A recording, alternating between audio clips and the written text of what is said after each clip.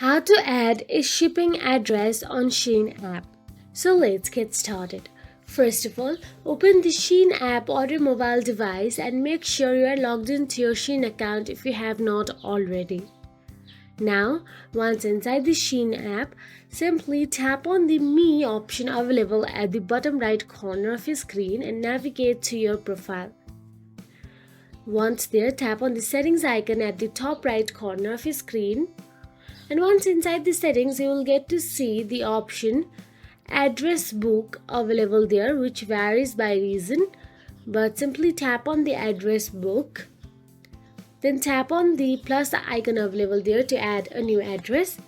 Then enter your name, phone number, country, street address, city and postal code and tap save to confirm. So that is it. If you found this video helpful, please like, share and subscribe, and thank you so much for watching.